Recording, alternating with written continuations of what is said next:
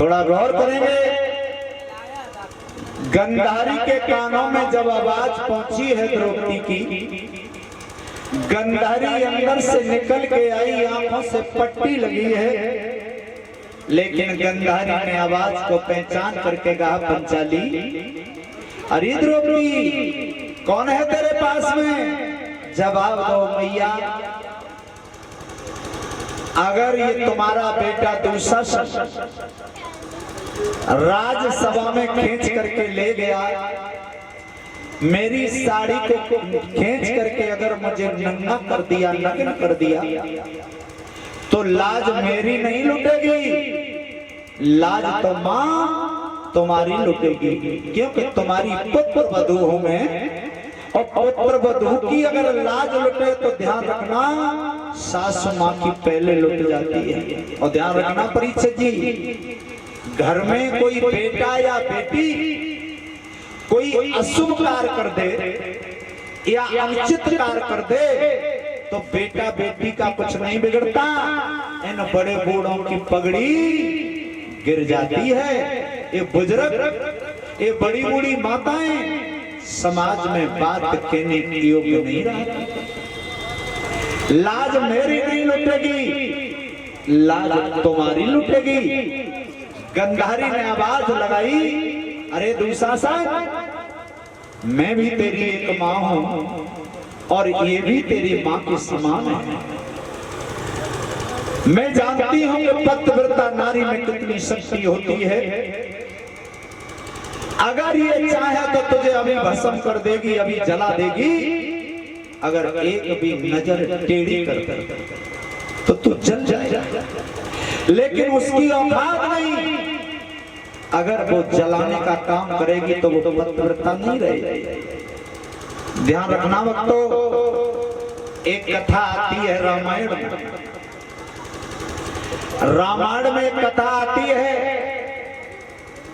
जितने बड़े बूढ़े गलतियां करते हैं उनका परिणाम कभी कभी औलाद को भी भोगना पड़ता है। कथा आती है, जब महाराज दशरथ अपने महल में रुके, जिसमें सीता, मांडवी, उर्मिला, सुकृति चारों बेटियों के डोला जब आए घर में, और जब चारों बहुओं से ये कहा कि तुम भोजन बनाओ, तो महाराज दशरथ ने एक बात कही, चारों बेटियां हैं मेरी और चारों बेटियां ऐसा भोजन बना के लाना, इस भोजन में कोई कमी न रह जाए। बात समझने योग्य है, सभी बहनाएं समझें। सभी चारों बेटियां एक पे एक होशियार, मांडवी भी कम नहीं, उर्मिला भी कम नहीं, उर्मिला तो सीता से भी बढ़ के है, और मांडवी उर्मिला से बढ़ के है, एक भी बेटी कम नहीं है। चारों बेटियां चतुर हैं, चारों बहुएं चतुर हैं। भोजन बनाने का दशरथ ने आदेश दे दिया। चारों बहुएं भोजन बनाने के लिए अपनी अपनी रसोई गृह में गई और चारों बहुओं ने भोजन बनाया, बड़ा सुंदर बनाया। दशरथ ने कह दिया कोई कमी न रह जाए, तो चारों बहु में सबसे पहले उर्मिला लेके चली भोजन को। सारी सौदा थाली में रखी है, अच्छा भोजन, अच्छी मिठाई, अच्छे पकवान, अच्छी सब्जियां लेकिन लेके चली। और बीच रास्ते में ध्यान आया कि मैं भोजन तो अच्छा ले आई, लेकिन ने कमी करे आई। क्या? पानी नहीं लाई। हाँ, पानी नहीं लाई। और पानी की खातर बेचारी सच्चा गई, भोजन रख दिया।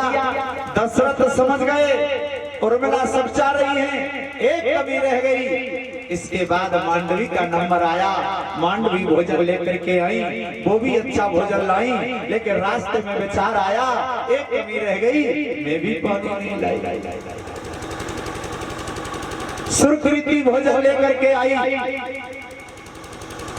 उसके मन में विचार आया भोजन अच्छा है, सब कुछ है, लेकिन पानी तो मैं न लाई।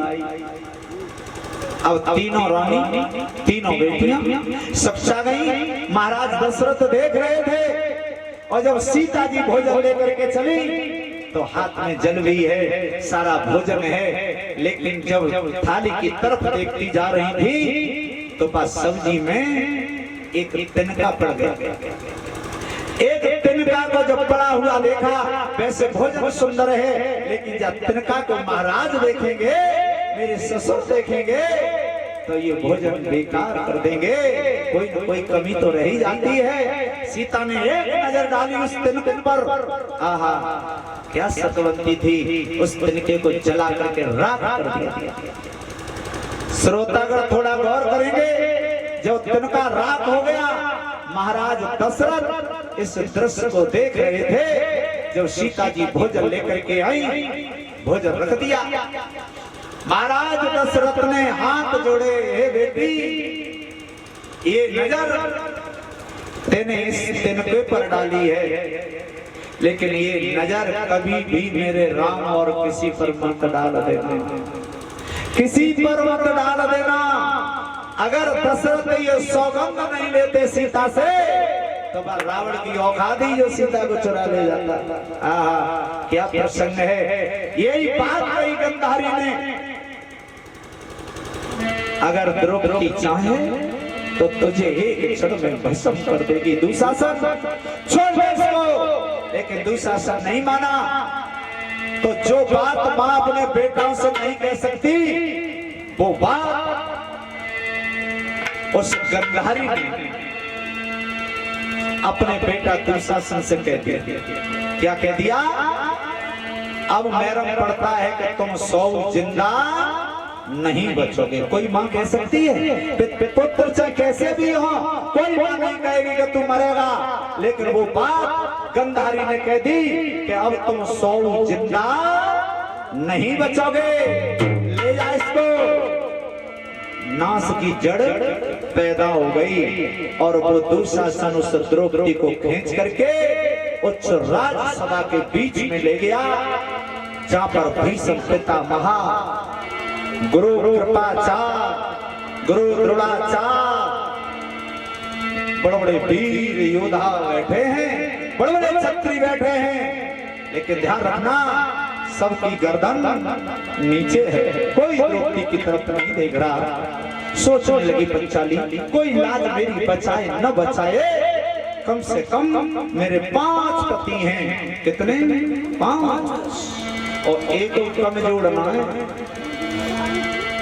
एक से एक बलशाली है, अर्जुन गांडीवधारी, भीम गदाधारी, ये दुष्कर महाराज भलाधारी, नकुल सहदेव, मेरे 5 एक कमजोर है।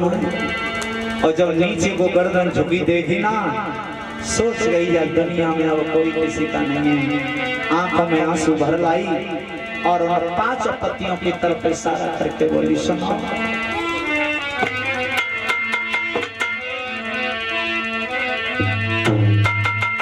एक पति की नारी, पति को लगत प्राण ते प्यारी रे।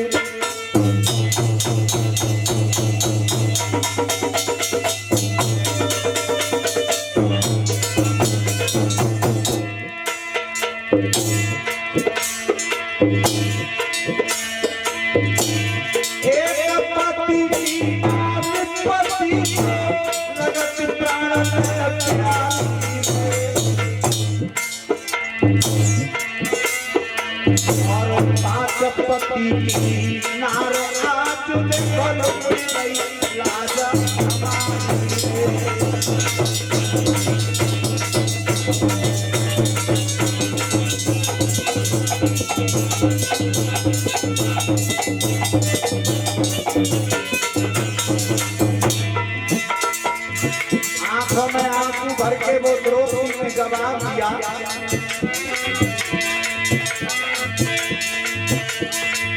अच्छे चंगे सासु की नीचे गर्दन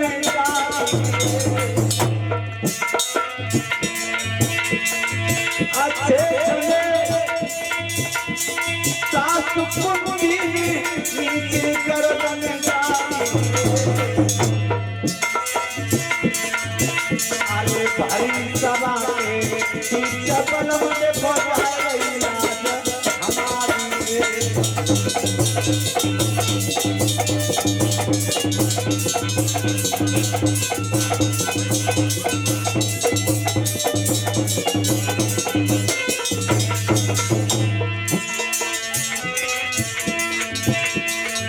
अब तोरे ताना कोना द्रौपदी लगी पाले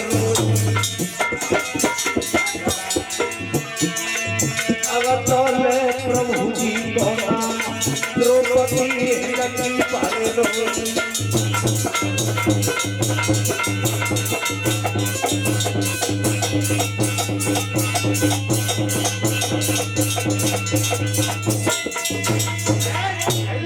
भगलोरी पंजाली लगी भगलोरी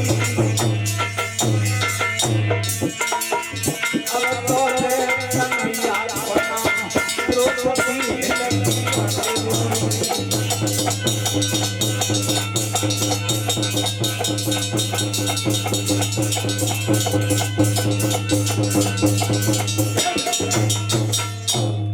बताया जाता है श्रोतागणों, पांचों पतियों की गर्दन को जब नीचे देखा, सोचने लगी अभी तो हमारे बाबा बैठे हैं, हो सकता है कि बुजुर्गों को देख करके मेरे पतियों ने अपनी गर्दन को नीचे झुका लिया हो। और जब भीष्म पितामह की तरफ नजर डाली है तो आंखों में आंसू भरे हुए भीष्म पितामह नीचे को गर्दन झुकाए बैठे हैं। सोचने लगी बाबा अगर घर के बुजुर्ग ही गर्दन झुका जाए तो फिर धर्म कौन बचाएगा। घर के बुजुर्गों को चाहिए अगर धर्म लुट रहा है, सत्य जा रहा है, तो बुजुर्गों को अपनी गर्दन ऊंची कर लेनी चाहिए। जब भीष्म पितामह गर्दन को झुका गए तो द्रौपदी ने आवाज लगाई बाबा